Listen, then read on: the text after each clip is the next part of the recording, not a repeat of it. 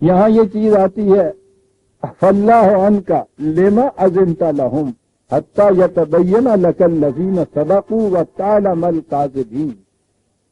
افاللہ عنک کا عام معنی تو یہی کیا جاتا ہے اللہ تجھے معاف کرے، ٹھیک ہے، لیکن عربی محاورے کی روح سے جہاں کسی کو نہایت شفقت اور محبت سے کسی کی بات پہ تنبیہ کرنا مقصود ہو وہاں یہ الفاظ استعمال ہوتے ہیں۔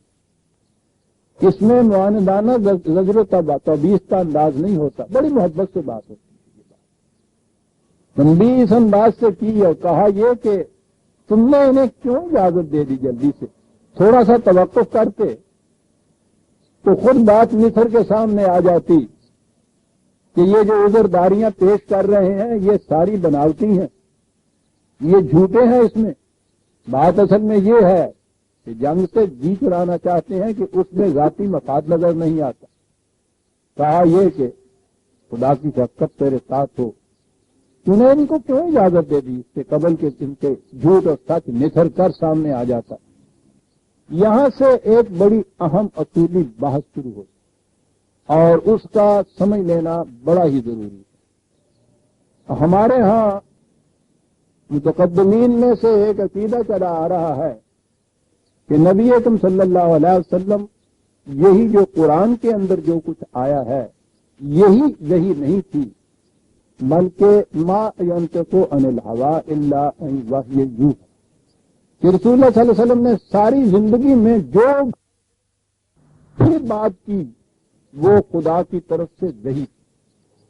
اب وحی کے دو حصے کر دیتے ہیں وہ، ایک وحی جو قرآن کریم کے اندر محفوظ ہو گئی اور دوسری وحی وہ جو قرآن سے باہر رہی، اور اس کے لیے وہ کہتے ہیں کہ وہ حدیثوں کے اندر آ گئی۔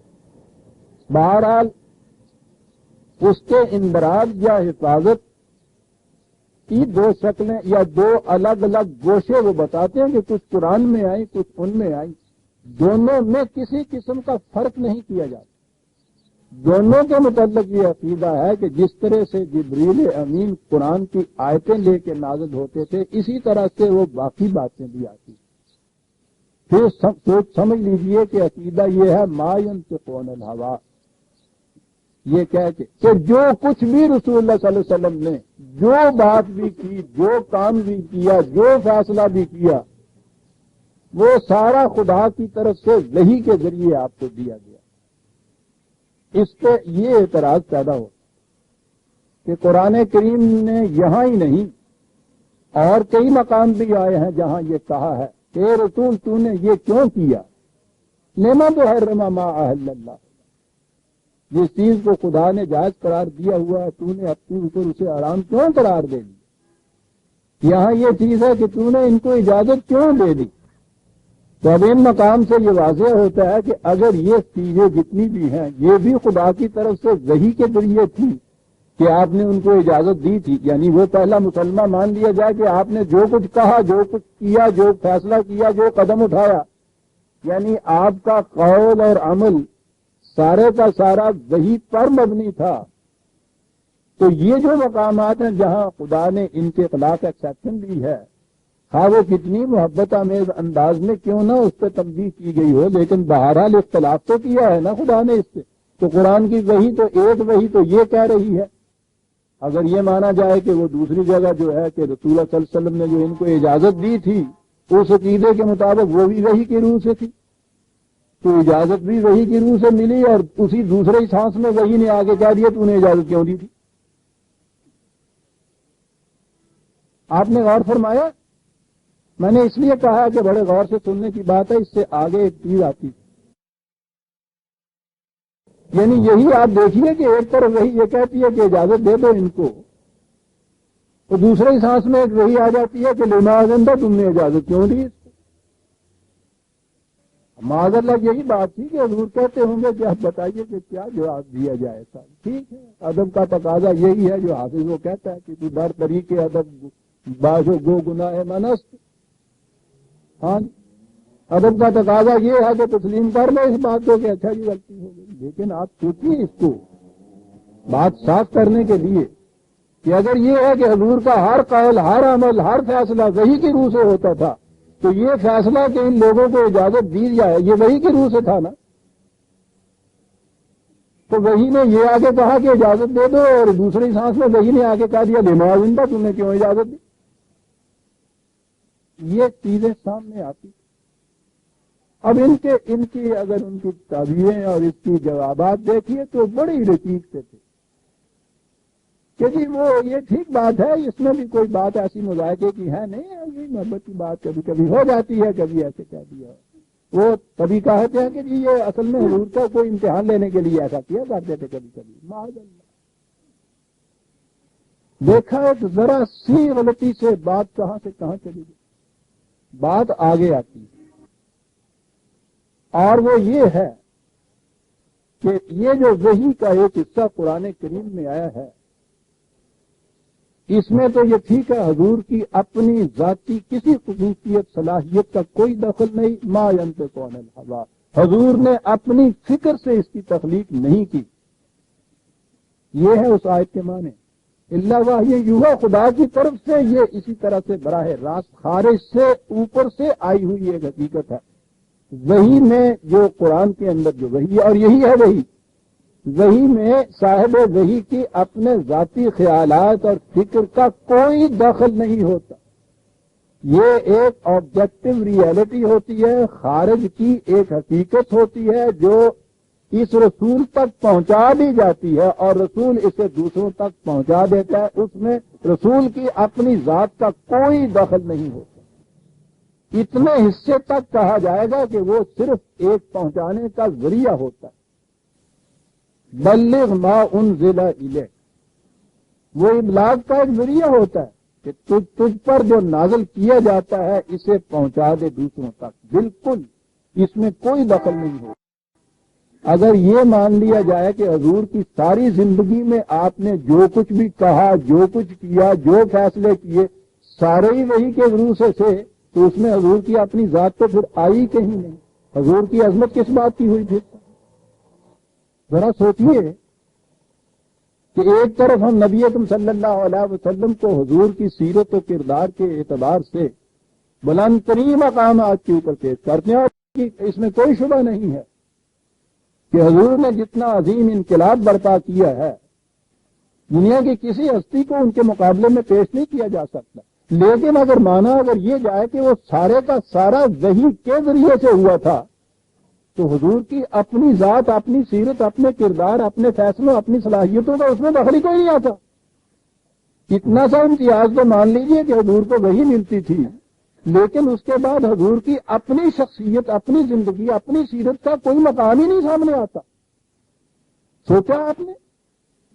اس عقیدے سے بظاہر وہ اپنے ذہن میں سمجھتے یہ ہے کہ ہم نے حضور کا مقام بڑا بلند کر دیا کہ صاحب ہر بات وحی کی ہوتی تھی. کبھی نہ سوچا یہ کہ ساری زندگی میں ہر فیصلہ وحی کی روح سے اگر ہوتا تھا، ہر بات وحی کی روح سے ہوتی تھی، آپ کی ذاتی خصوصیت تو اس میں کوئی نہ رہی. ذاتی سیرت و کردار کیا رہا؟ حضور کے کسی مقام کے اوپر حضور کی طرف سے جو ایک بڑا عظیم کارنامہ سرزد ہو کے ہمارے سامنے آتا ہے، جس کے اوپر ہم کہتے ہیں کہ بلا شاہدہ تحقیق یہ بے مثال عمل ہے حضور کا. جو لیکن اگر کہا جائے کہ وہ تو حضور کا عمل ہی نہیں تھا، وہ تو وہی نے یہ سارا کچھ بتا دیا تھا، آپ نے اس طرح سے کر کے دے دیا. پھر جو کہا جاتا ہے قرآن کریم میں ہے کہ لقد کان لکم فی رسول اللہ اسوۃ حسنہ، رسول کی زندگی تمہارے لیے بہترین نمونہ ہے. تو نمونہ بن کیسے سکتی ہے؟ ہم تو وہی نہیں آتی. حضور نے تو وہ کچھ اس لیے کر کے دکھا دیا کہ وہی آتی تھی. مثلاً ایک نازک ترین مقام آتا ہے جس کے اندر دیکھنا یہ ہے کہ فیصلہ بڑا مشکل ہے. وہاں حضور نے ایک فیصلہ کیا ہے کہ اس سننے کے بعد آنکھوں میں چمک آ جاتی ہے انسان کے کہ کیا بات ہے، کیا فیصلہ کیا حضور نے ایسے مقام سے. ہمارے لیے اسوہ یہ بنا کہ اگر ایسے مقامات آ جائیں تو تم بھی اسی قسم کے فیصلے کرو. لیکن جب یہ کہا جائے کہ وہ فیصلہ حضور نے تو وحی کے ذریعے سے کیا تھا، آپ کا فیصلہ ہی نہیں تھا، خدا کا فیصلہ جبریل نے آ کے آپ کو کمیونیکیٹ کر دیا، آپ نے اس کو باہر اس کا اظہار کر دیا، تو یہ چیز ہمارے لیے اسوہ کیسے بنے گی؟ ہم تک تو جبریل نہیں آئے گا کچھ کہنے کے لیے. حضور کی سیرت ہمارے لیے اسی انداز سے، اسی صورت میں، اسی شکل میں اسوہ بن سکتی ہے کہ ہم یہ مانیں جو قرآن نے بار بار کہا ہے، ان سے کہہ دو انما انا بشر مثلکم یوحی الی، یہ وہی جو ہے اس کو اگر الگ کر دو تو باقی میں تمہارے جیسا انسان ہوں، جو کچھ میں اس کے بعد کر رہا ہوں انسان کی حیثیت سے کر رہا ہوں، بشر کی حیثیت سے کر رہا ہوں، اور جو چیز ایک بشر نے کی ہے وہ ہر بشر کر سکتا ہے اگر اس کا اتباع کرتا چلا جائے تو یوں اسوہ بن سکتی ہے حضور کی سیرت ہمارے لیے۔ یہ بنیادی غلطی یہاں ہوئی۔ آپ کو معلوم ہے یہاں ایک ٹکراؤ چلا آتا ہے ان میں، یہ جو حدیث کو ایسے مانتے ہیں نا کہ وہ وہی ہے، اور یہ اس کے مقابلے میں ایک فرقہ ہے اہل قرآن کا، وہ یہ چیز کہتے ہیں کہ قرآن کریم کے اندر ہیں یہ تمام چیزیں۔ ان کے یہاں باتیں مثلاً ایسی ہوتی ہیں، وہ کہا کرتے ہیں کہ صاحب اگر ہم حدیث کو نہ مانیں تو بتائیے قرآن میں تو صلاۃ کا ذکر ہے، زکوٰۃ کا ذکر ہے، کیسے یہ متعین کریں، کہاں سے یہ چیز لائیں؟ یہ کہتے ہیں کہ یہ سارا کچھ قرآن کے اندر ہے، دین سارا قرآن کے اندر موجود، یہ جزیات بھی موجود ہیں، یہ سب چیزیں اس میں موجود ہیں، وحی کے ذریعے سے متعین ہو گئی ہوئی ہیں۔ عزیزان من ذرا غور کیجئے کہ یہ آپس میں جھگڑتے کس بات پہ ہیں؟ بنیادی طور پہ تو دونوں ہی ایک جگہ ہیں۔ وہ بھی یہ مانتے ہیں کہ وحی کے ذریعے سب کچھ یہ آیا ہے، رسول کا اپنا کوئی دخل نہیں، وہ بھی یہ کہتے ہیں کہ سب کچھ وحی کے ذریعے آیا ہے، رسول کا اپنا دخل نہیں۔ فرق صرف اتنا ہے کہ وہ کہتے ہیں کہ صرف اس قرآن کے اندر ہے، وہ کہتے ہیں قرآن کے ساتھ حدیثوں کو بھی اندر ہے۔ تو رسول کی جو شخصیت ہے وہ دونوں جگہ معلوم ہو جاتی ہے۔ میری سمجھ میں نہیں آیا کہ یہ گزشتہ 50 برس سے یہ آپس میں یہ سرف و ڈبل کس بات پہ ہو رہی ہے ان دونوں میں۔ اتنی سی بات ہی ہے نا کہ وہ اس چیز کو اس کے اندر محفوظ سمجھتے ہیں، وہ اس کے علاوہ 2-4 اور کتابوں کے اندر ساتھ لے آتے ہیں۔ اصولی طور پہ تو دونوں جگہ ایک ہی بات ہے نا کہ رسول اللہ صلی اللہ علیہ وسلم کی اپنی ذات کا اس میں کوئی دخل نہیں تھا، خواہ وہ قرآن میں محفوظ تھا اور آپ نے اس طرح سے کیا، خواہ وہ قرآن کے ساتھ حدیثوں میں محفوظ تھا تو قرآن حضور نے اس طرح سے کیا، یعنی اپنی طرف سے تو رسول نے کچھ بھی نہیں کیا نا اپنی ساری زندگی میں۔ دیکھا آپ نے کہ بظاہر ان کی آپس میں رستم و سوراب کی یوں جنگ ہو رہی ہے اور بنیادی طور پہ دونوں ہی ایک ہیں۔ کبھی ان میں سے کسی نے کھڑے ہو کے سوچا نہیں کہ ہم ایک دوسرے کے اوپر کام کس بات کا کر رہے ہیں؟ رسول کی حیثیت دونوں حیثیتوں میں کچھ نہیں رہتی، حضور کی سیرت اسوہ بنتی نہیں ہے، نہ اہل قرآن کے مسلک کی روح سے، نہ اہل حدیث کے مسلک کی روح سے۔ انا بشر مثلکم کہیں رہتے ہی نہیں۔ صحیح حیثیت یہ ہے کہ وحی کے ذریعے سے جو قرآن کے اندر محفوظ ہے، انسانی زندگی اور دین کے نظام کے اصول دیے گئے ہیں، حدود مقرر کیے گئے ہیں، وہ غیر متبدل اقدار اصول، اور نبی اکرم صلی اللہ علیہ وسلم نے پھر سب سے پہلے ان اصولوں کے مطابق اپنی ذاتی صلاحیتوں کی بنا کے اوپر وہ ایک بشر کی حیثیت سے تھی، ایک ایسا انقلاب برپا کیا کہ جس کی مثال نہیں ملتی، اور اس طرح حضور کی سیرت مقدسہ دنیا کے اندر بے مثال ہو جاتی ہے۔ ذاتی کردار کی بنا کے اوپر سارا کریکٹر، سارا جتنا کریڈٹ ہے حضور کی اپنی ذات کو جاتا ہے، اس میں وحی کا کوئی دخل نہیں۔ اور یہ چیز ہے کہ جہاں کہیں کوئی تدبیری غلطی ہو جاتی تھی، کوئی شکم رہ جاتا تھا، اس کے اوپر کبھی وحی کے ذریعے سے ٹوک بھی ہو جاتی تھی۔ یہ تم نے کیوں کیا؟ یہ کرنے والا وحی کے ذریعے نہیں کی روح سے نہیں کر رہا تھا۔ لیما یاست لیم افلّہ ان کا لیما اذنت لہم، ورنہ اگر وحی کے ذریعے ہوتا تو خدا یہ کہتا کہ لیما اذنت، تو نے کیوں اجازت دی؟ وہ کہتا میں نے کہاں اجازت دی، اجازت تم نے دی۔ یاد رکھیے، اور اسی معنی میں، اسی مفہوم میں حضور کی سیرت اقدس اسوہ بنتی ہے تمام دنیا کے انسانوں کے لیے کہ ایسے مقام کے اوپر اس قسم کے عمل کا مظاہرہ کرنا بڑی بات۔ سوچئے تو صحیح عزیزان من، 23 سال تک جو مخالفین اتنی بڑی اذیتیں دیتے رہے کہ ان کے ساتھ 13 سال تک ان کی اذیتوں میں دن گزرے، اتنی سخت اذیتیں کہ گھر بار سے نکلنا پڑا، حضور کے عزیزوں تک ان کے ہاتھوں سے اذیتوں میں بعد وفات ہی پا گئے۔ اس کے بعد یہاں آ گئے مدینے میں، 7-8 برس تک انہوں نے پیچھا نہیں چھوڑا، کم از کم 80-82 جنگیں جھڑپیں جو ان کے ساتھ ہوتی گئیں، اس کے بعد مکہ فتح ہوا. یہ پا بجونا ساری عمر کے اتنے بڑے دشمن جو تھے یہ پا بجونا قیدیوں کی حیثیت سے سامنے کھڑے تھے. انہوں نے پوچھا, آپ نے ان سے پوچھا کہ تمہارے ساتھ کیا سلوک کیا جائے. عرب قوم تھی, انہیں پتا تھا کہ جنگ اتنی بڑی مخالفتوں کے بعد پھر کیا سلوک ہوتا ہے. وہ کہتا ہے ٹھیک ہے, جیسا دشمن کے ساتھ سلوک کیا جاتا ہے.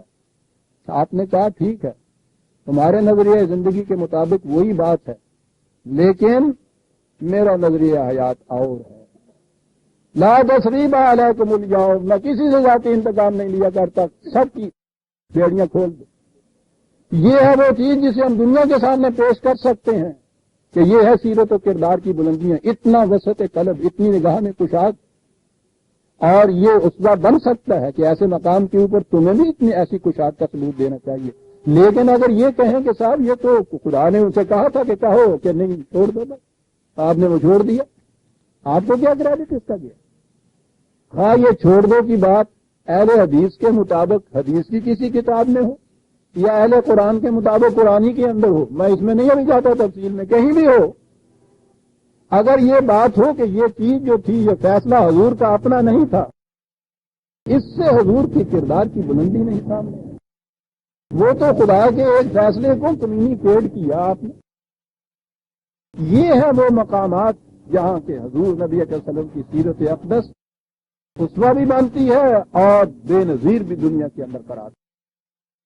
یہ جو چیز ہے کہ قرآن کریم کے ان اصولوں اور افدار کے مطابق حضور نے خود ایک انقلاب برپا کیا, ایک جماعت تیار کی, تعلیم سے, تربیت سے, تزکیے سے, پھر اس جماعت کے ساتھ دنیا کے اتنے اتنے بڑے باطل کے نظاموں سے ٹکر دی, اتنی کامیابی سے ان باطل کے نظاموں کو شکست دی, حق کے نظام کو اس طرح سے قائم کیا, اور قدم قدم کے اوپر اس قسم کی مثال پیش کی کہ دنیا کی بلند ترین شخصیتیں بھی وہ مثال پیش نہ کر سکیں.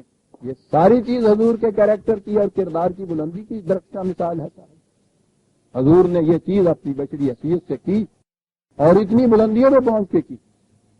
یہ ہے عزیزان من کہ جو کچھ میں کہتا ہوں آپ سوچئے کہ اس کہنے میں اور اس کہنے میں حضور کی حقیقی عزت, عظمت, حرمت, تقدیس کس نظریے میں ہے, اس میں ہے یا اس نظریے کے اندر ہے. لیکن جو چاہے آپ کا حسن کرشمہ ساز کرے, ایک پروپیگنڈا چلا آ رہا ہے منکر شان رسالت میں. سوچئے تو صحیح, جس کی ساری عمر عزیزان من پہلے دن کے سانس سے آج کے سانس تک حضور کی تقدیس اور عظمت کی کھنچاتے ہوئے گزر گئی, جس کے نام کے صدقے میں انسانوں کی صف میں کھڑے ہونے کے قابل ہوا. زبانی بات کہنے کی نہیں ہے عزیزان من, الماری بھری ہوئی ہے, کم از کم 25 ضخیم کتابیں موجود ہیں. کوئی کتاب اٹھا کے دیکھیے, اس میں دیکھیے کہ حضور کی عظمت اور حضور کی عزت کس طرح درخشندہ طور پہ آپ کو نظر آئے گی. ساری عمر اس میں گزر گئی میری. اور یہ ہے وہ سیرت جو میں نے پیش کی ہے حضور کی کہ واقعی دنیا جہاں جہاں وہ گئی ہے وہ پکار اٹھے ہیں کہ کوئی اس میں کوئی شبہ نہیں کہ بعض از خدا بزرگ تو ہی کس کا مختصر. اتنی عظیم شخصیت ہمارے سامنے آتی